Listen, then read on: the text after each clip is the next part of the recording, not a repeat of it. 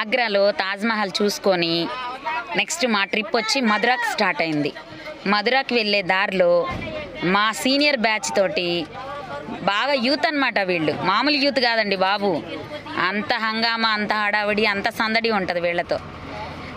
సరదాగా సాగిపోతున్న మా ఈ జర్నీలో మధుర ముద్దుల కన్నయ్యని, శ్రీకృష్ణుడిని చూసుకోవడానికి అందరం బయలుదేరాం. బస్సులో ఆనందంగా ఆడుతూ పాడుతూ మధురకు చేరుకున్నాము. మధురలో ఫోన్ నాట్ అలౌడ్, ఫోన్లు తీసుకెళ్ళడానికి లేదు కాబట్టి ఫోన్లు తీసుకెళ్లకుండా చక్కగా దేవుని మీద శ్రద్ధతోటి ఆ శ్రీకృష్ణుడిని, రాధాదేవిని దర్శించుకున్నాక తిరుగు ప్రయాణం చేశాం. కానీ మాకు బస్సులో ప్రయాణం అనేది అందరికీ గుర్తుండిపోయేలాగా ప్రతి ఒక్కరు కూడా చాలా సంతోషంగా, ఆనందంగా, చాలా ఆరోగ్యంగా, చాలా సంతోషంగా, హుషారుగా ఉన్నారు అందరూ కూడా. మా థర్డ్ డే ట్రిప్ వచ్చి ఫస్ట్ మేము ఫోర్ట్ చూసుకున్నాం ఆగ్రాలో. ఆ తర్వాత తాజ్మహల్ని చూసాము.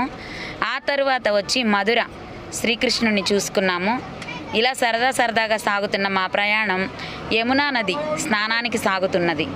ముందు దర్శనం అయితే చేసుకున్నాము. తర్వాత ఆహ్లాదకరంగా అందరం కలిసి స్నానానికి వెళదామని చెప్పి యమునా నదికి చేరుకోబోతున్నాము. ఇంతే అండి మా యాత్ర విశేషాలు. మీకు రోజుకొకటి ఆనందంగా పంచుకుంటాము.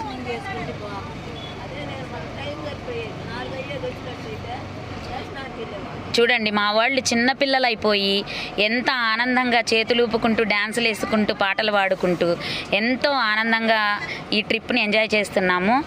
జీవితం మనకిచ్చింది పని చేసుకొని కడుపుకు తినడానికి, పడుకోవడానికే కాదు. అప్పుడప్పుడు ప్రపంచంలో మనమున్నాము, దేవుడు ఉన్నాడు అని గుర్తించుకొని పుట్టిన దాని జన్మ కోసం కొంచెమైనా ధన్యం చేసుకోవడానికి అప్పుడప్పుడు బయటకు వచ్చి ప్రపంచాన్ని చూడండి, భక్తిని, ముక్తిని పొందండి.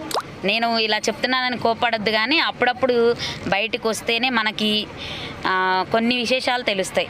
అది దేవుని మీద భక్తి అవ్వచ్చు, ప్రపంచంలో జరిగేటటువంటి విషయాలు కావచ్చు, అలాగే ఎదుటి మనుషుల వ్యక్తిత్వాలు కావచ్చు, ప్రతి ఒక్కటి కూడా అప్పుడప్పుడు ఇలా బయటకు వచ్చి విహారయాత్ర చేస్తే మనలో ఉన్నటువంటి నెగిటివ్ అనేది పోతుంది.